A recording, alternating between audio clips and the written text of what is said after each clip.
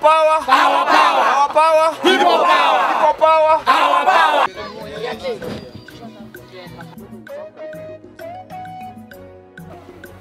Githurai ama zima ama kawa sukari huko ni nyingi, shughuli nyingi huwa zinaishia Thika Road. Huko ile tangu kazi nikiwa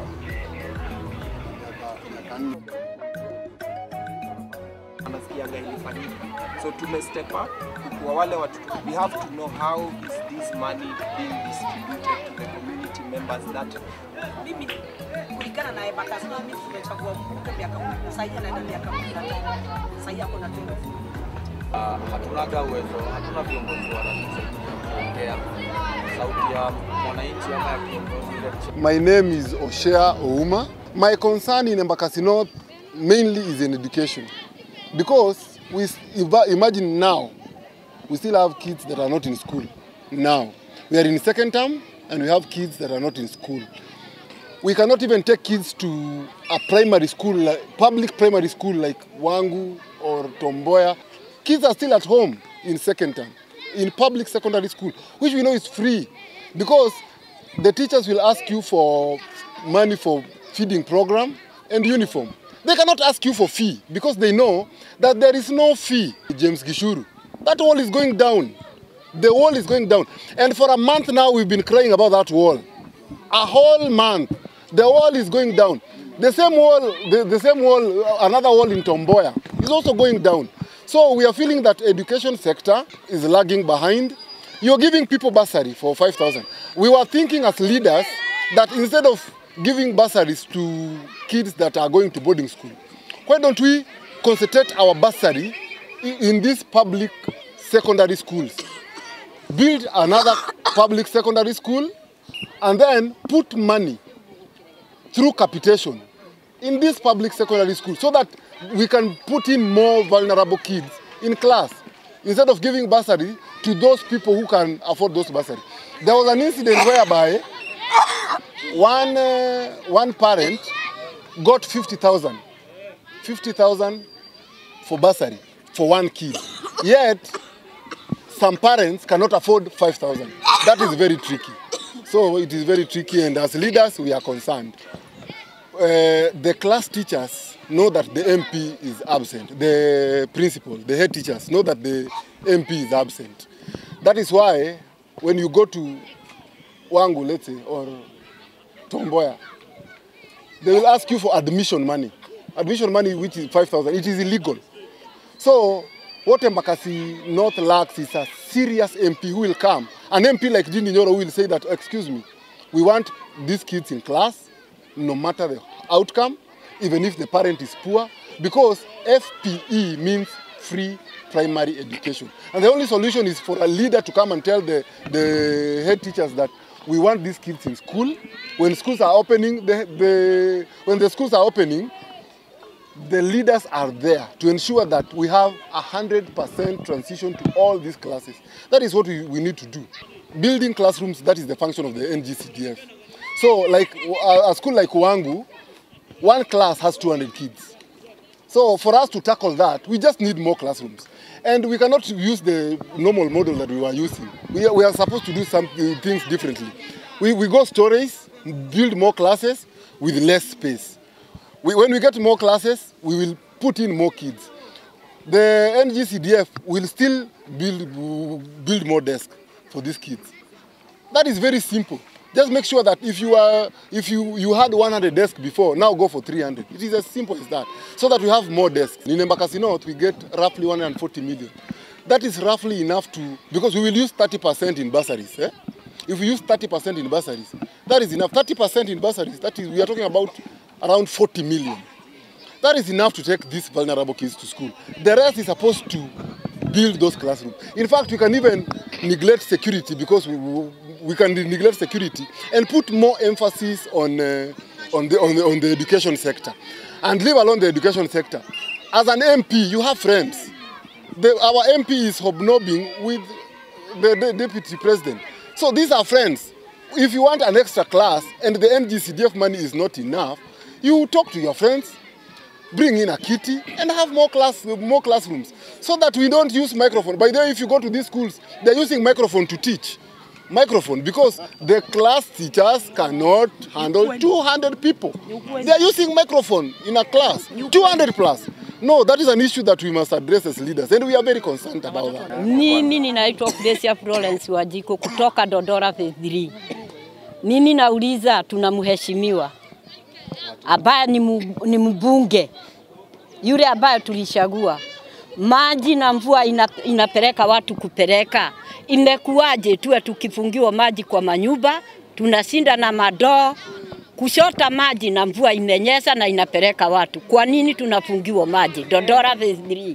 Naitwa Java Nomondi Ofula, niko na the Social Justice Centers Working Group. There's a lot of demolitions that zina happen all over. Recently we lost over 7 people in Mathare that we were working with, wale ambao tumewazika.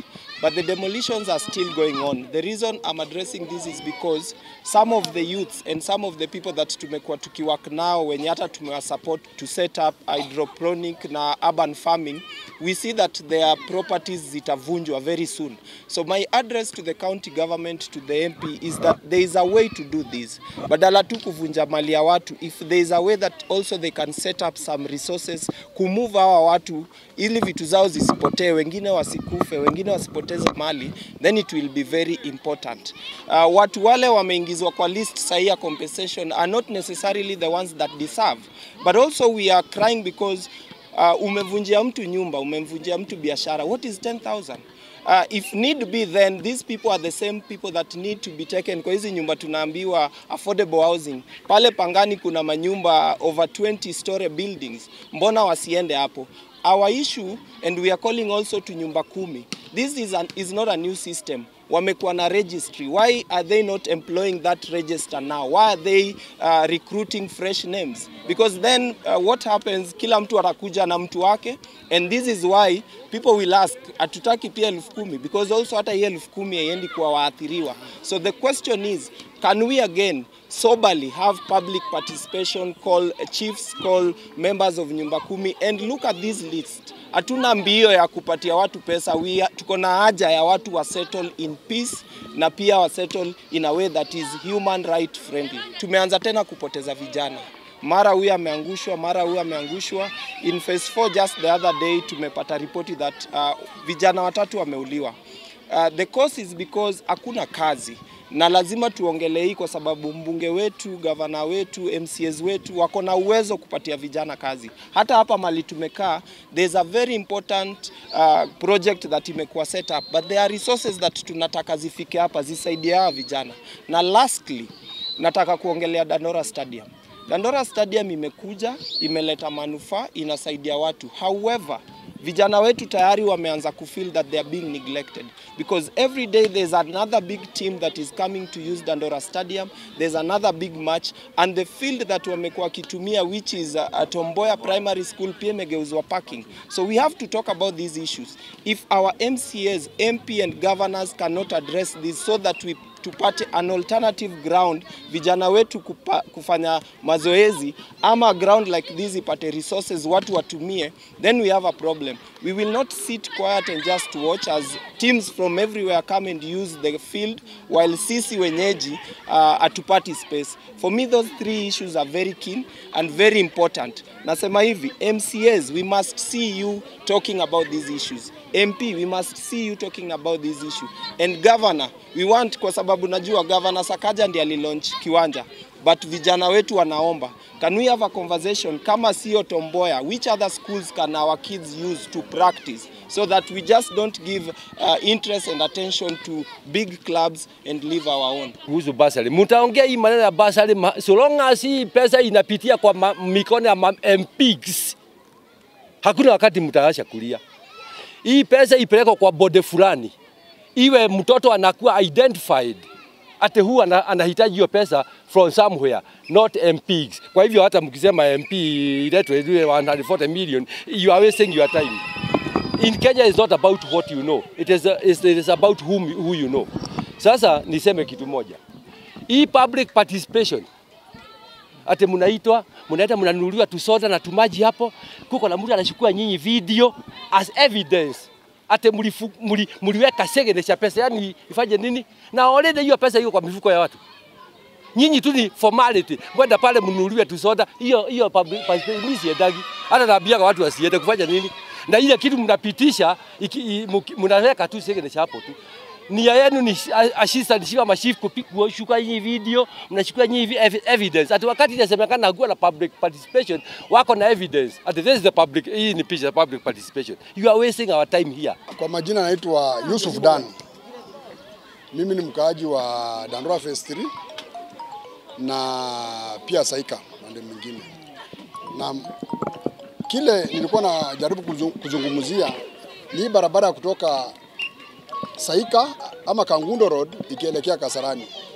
Hiyo barabara iko kwa map na kila kitu najua wanakielewa.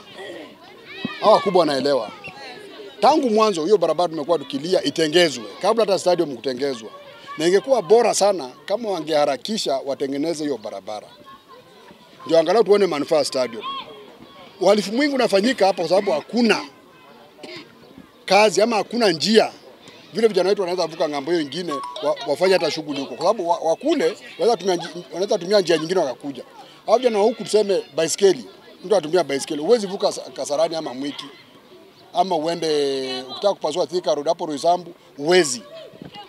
Kwa sababu lazima uende all shops ndio connect hivyo hadi uconnect na Thika Road uende hadi Roysambu. Ama uende hadi kama unaishi Saika unaenda hadi Njiru. Ndio upate kanjia kale ka barabara katakupeleka hadi Mwiki ama Kasarani. So tulikuwa tunaomba hii mambo ya makaburo kutuwekea kaburo hatukatai, ni maendeleo pia. Lakini kwanza washughulikie barabara ndio angalau tuweze kuwa na uhusiano mzuri na majirani zetu. Haina haja mtu akifikiria kuja kuona mpira Dandora Stadium anazunguka akipiga hesabu ya kuzunguka kutoka tuseme Roysambu hadi All Shops ndio tuna connect na gari ya kuja Dandora Stadium, anaona ni gharama kubwa. Lakini kama kutakuwa na magari hapa itakuwa ni rahisi. Na pia sisi tutajivunia nauli ya chini. Kama wale wenye wako kwa Thika Highway wanajivunia nauli ya chini. Ni viongozi, tafadhalini sana. Ukisikia jina lao kila mara linatajwa, jua una kasoro. Kwa sababu hawa watu wote wenye wako hapa si wenda wazimu, wewe mtu mmoja tu wewe ndio unakutaja kwa zile shughuli zenye unafanya, na nyingi ni zile hazifai kutaji kwa uzuri na kutaja kwa ubaya. Kwa hivyo mjirekebishe. Inafaa kiongozi akitoka anaacha legacy kama Mugabe Were. Yeye aliuawa kitambo. Lakini alituacha kama ametuwekea msingi wa hii stadium, Dandora Stadium hii. Na ndio hadi wa leo tunajivunia. Kila mara timu zikikuja lazima usikie jina la Mugabe Were linatajwa. Kwa sababu ya nini? Ile msingi yenye aliacha na akaondoka. So wale wenye wako kama unajua unatajwa sana, si ujaribu kufanya kitu kama ni hiyo barabara, pigania hiyo barabara yenye tunaongelea, angalau watu wao wanakumbuka wakazi wa Dandora. Sio wakazi wa Dandora pekee, hata wale wa Kasarani na kwingine watakuwa nakumbuka na hiyo.